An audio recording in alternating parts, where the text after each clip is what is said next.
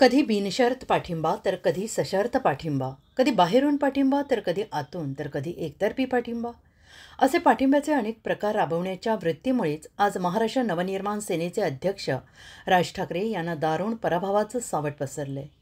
हे सावट एवढं गहिरं आहे की त्यांच्या पक्षाची मान्यताच रद्द होऊ शकते.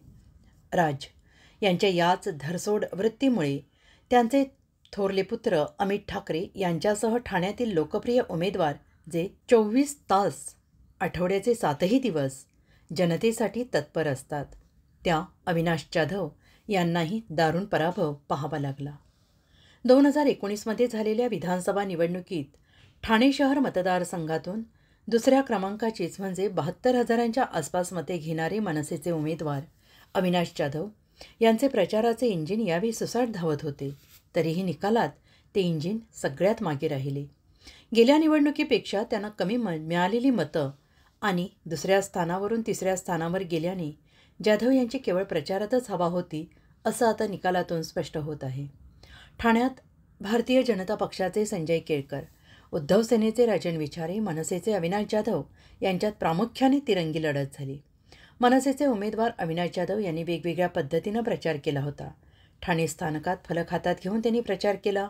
मनसे प्रमुख राज ठाकरे यांच्याप्रमाणेच एकदा संधी देऊन पहा म्हणून मतदारांना आवाहनही केलं. राज ठाकरे यांच्या 2 जंगी जाहीर सभा झाल्या.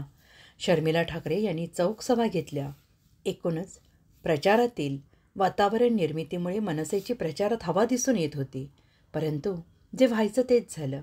त्यांच्या सभांना दिसणारी तुडुंब गर्दी मतात परिवर्तित करण्यात त्यांना पुन्हा एकदा अपयश आलं.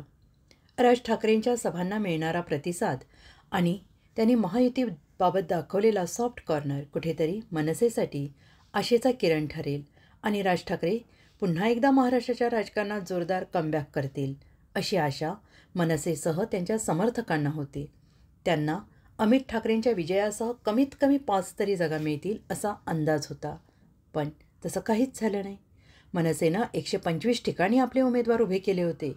त्यापैकी एकही ठिकाणी त्यांना विजय मिळवता आलाच नाही. केंद्रीय गृहमंत्री अमित शहा यांच्यासोबत दिल्लीत झालेल्या खलबतानंतर राज ठाकरेंनी आपण लोकसभेला नरेंद्र मोदींसाठी महायुतीला बिनशर्त पाठिंबा जाहीर केला. एव्हाना त्यांनी युतीच्या काही उमेदवारांसाठी जाहीर सभा घेतल्या. एकंदरीत भाजप, शिवसेने या पक्षांच्या प्रमुख नेत्यांशी वाढती जवळीक, यामुळे ते महायुतीशी जुळवून घेतील अशी आशा मनसेच्या नेते, पदाधिकारी, कार्यकर्ते यांना होती. पण तसं काही झालंच नाही. उद्धव ठाकरेंना मुंबई, ठाण्यासह पुणे, नाशिक या महत्त्वाच्या शहरात शह देण्यासाठी, महायुतीला सोबत घेण्यासाठी खुद्द देवेंद्र फडणवीस आणि एकनाथ शिंदे अनुकूल होते.